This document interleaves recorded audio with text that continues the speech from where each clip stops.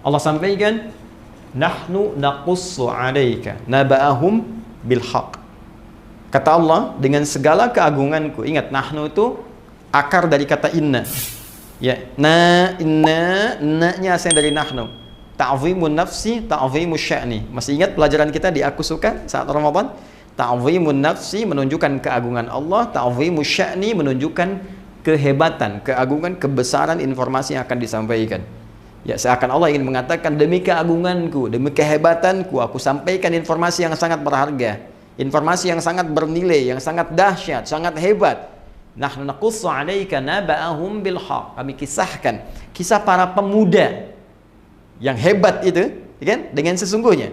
Siapa para pemuda itu? Innahum fityatun amanu bi rabbihim. Nih, kalimatnya menggunakan ini. Ya, innahum fityatun, sungguh mereka itu fityatun, anak-anak muda. Teman-teman milenial, ya. Ada ayat milenial dalam Al-Qur'an yang menunjuk para pemuda. Ingat, ini kita ini, ya, generasi yang akan menggantikan orang-orang di masa kini, di masa depannya. Ayat ini berbicara tentang Anda, duhai teman-teman sekalian. Ada orang-orang milenial hebat, kata Allah, di masa lalu. Dan kehebatan milenial itu diukur bukan sekedar dari kehebatan instingnya, intelijensianya, kehebatan intelektualnya, kehebatan semangatnya. Bukan itu patokan utamanya. Innahum amanu, imannya yang pertama. Jadi kalau Anda ingin dikatakan seorang pemuda yang hebat, generasi milenial yang hebat, maka syarat pertama kehebatan dalam pandangan Allah itu iman. Awas, jaga iman. Kalau cuma sekedar jadi orang-orang yang intelektual, ya, punya daya dobrak yang tinggi, inovasi yang hebat, bikin aplikasi, bikin ini, bikin itu biasa. Jangankan Anda yang belum beriman pun mampu. Itu terbuka kompetisinya. Jangankan di Indonesia, di Amerika banyak, di Cina banyak, di Eropa banyak, melimpah. Tapi perlombaan menjadi baik, hebat dalam pandangan Allah itu spesial. Sang Khalik lah. Anda disebut hebat di Indonesia, belum tentu dikenal di Amerika. Orang Cina pun mimpi belum pernah ketemu kita.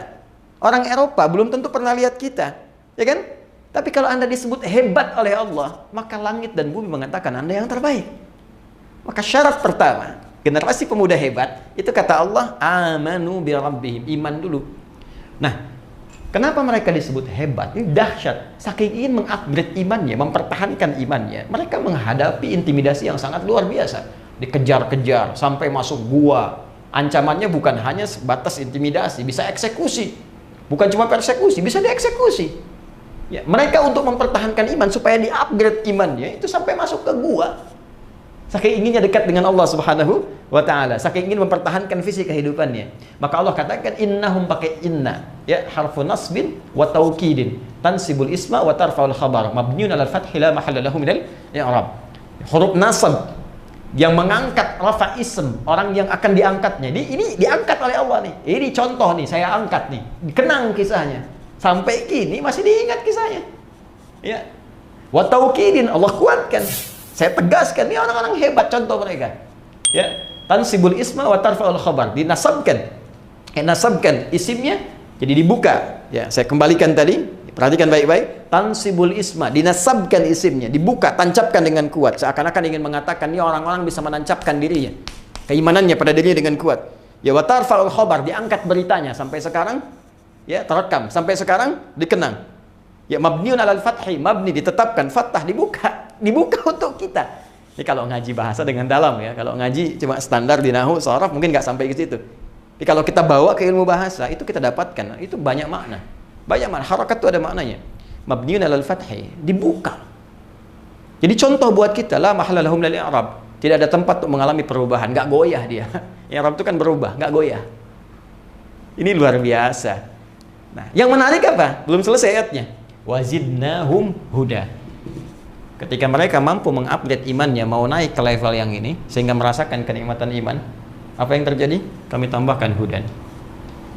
Tuh. Jadi syarat pertama, untuk menjadi orang takwa, itu beriman, upgrade iman kita, maka hudan akan turun. Hudan lil muttaqin. Ketika para pemuda tadi bisa mengangkat upgrade imannya, maka hudan turun. Apa yang terjadi ketika hudan turun? Nikmat kan? Ya, suratal ladzina an'amta alaihim, kembali ke An-Nisa 69, ulaika ma'al ladzina an'amallahu alaihim, maka dapat nikmat dari Allah. Apa nikmatnya? Allahu Akbar, tinggal tidur 309 tahun. Ya, di gua lagi. Ya, Anda tinggal di tempat sempit, ngontrak masih mengeluh. Sederhana, mereka di gua, kasur nggak ada, tempatnya keras, sinar terbatas. Tapi kalau sudah mendapatkan hudan, ya nikmat saja. Ya, matahari putar kanan, putar kiri, cahaya dicukup, nikmat. Bayangkan 309 tahun tidur enak banget. Begitu bangun kayaknya baru kemarin tidur. Coba lihat. Ya, Masya Allah. Ada orang tinggal rumah mewah, tempat tidurnya luar biasa. Setiap 9 menit bangun. Apa kenikmatannya? Anda boleh kaya, tapi belum tentu bahagia. Ya. Anda boleh hebat. Ya, tapi belum tentu mendapatkan nilai-nilai kemuliaan seperti yang digariskan ini. Jadi ini syahidnya, ini contohnya. Nanti kalau sudah ini datang, upgrade dari amanuna yu'minun, muncullah halawatul iman. Maka kalau sudah begini, sudah. Ya, passion apapun nikmat saja. Apapun tinggal pilih. Mau dengan tenaga, mau dengan harta, mau dengan ilmu, mau dengan kedudukan, bebas, semuanya nikmat. Ya, Bilal itu cuma dengan tenaga, Abu Bakar dengan harta bendanya, Ali bin Abi Thalib dengan ilmunya, Amr bin As dengan kedudukannya, semua punya passion masing-masing. Bilal kalau mau jualan, mau dagang, bisa kaya, sahabat Nabi banyak dikenang, bisa dimuliakan, tawaran banyak sepeninggal Nabi. Tapi kalau memilih jadi muadzin dengan tenaga saja cukup. Kenapa? Karena levelnya sudah kesini, sudah nikmat. Allahu Akbar, Allahu Akbar. Begitu azan, Nabi mengatakan, aku mendengar suara terumpahmu di surga. Aku mendengar suara terumpahmu. Bilal sederhana, baru adzan, terumpah saya sudah di surga. Ngapain cari yang lain, dengan adzan aja bisa ke surga? Itu Bilal. Cerdas kan? Yang lain cari dengan passionnya masing-masing. Ada yang usaha, ada yang macam-macam. Tapi yang saya ingin katakan, apakah yang kita kerjakan nikmat? Enggak, itu aja poinnya. Nih, halawah. Udah ada halawah enggak? Ya? Sudah halawah enggak? Sudah nikmat belum? Pekerjaan kita nikmat enggak sekarang? Hah? Kalau lebih dahsyat lagi, nggak ada beda. Saat sehat nikmat, diuji sakit nikmat, saat ada harta nikmat, kayaknya cukup nikmat gitu. Jadi semua tuh kayaknya terlihat anugerah Allah saja. Kalau sampai situ, wah udah luar biasa. Nah ini biasanya saking nikmatnya nanti hudan ini kalau sudah masuk kepada jiwa orang beriman, naik tingkat ke sini, maka Allah akan rekatkan di hatinya. Rekat. Jadi hudan itu rekat di hati. Kan iman itu saya pernah sampaikan amalan hati kan? Ada rekat. Rekat itu diikat robato namanya. Robato yarbatu. Rabit itu ikatan. Ya. Diikat begini. Di jiwanya. Kalau sudah ikat kan nggak lepas. Yang celaka kan yang belum diikat kan? Ya kan? Yang belum diikat nih. Tadi itu kadang naik turun, kadang ragu, ya. Kadang sholat fardu, kadang terlambat, kadang ada yang tinggalkan. Itu masih naik turun. Iman naik, kadang turun, kadang lepas, kadang datang. Tapi kalau diikat, kemana aja ikut. Kalau sudah ikut, jadi pedoman dalam kehidupan. Ini yang hebat. Makanya di ayat selanjutnya, ayat ke-14-nya, warabatna ala qulubihim. Dan kami ikatkan itu dalam jiwa-jiwa mereka. Ini bukti bahwa iman itu amalan hati. Kalau sudah benar imannya di hatinya, maka Allah berikan cahaya pada jiwanya. Dan diikat cahaya ini dalam jiwanya, sehingga kalau sudah diikat, hudan, petunjuk ini menjadi sinar kepada seluruh tubuhnya.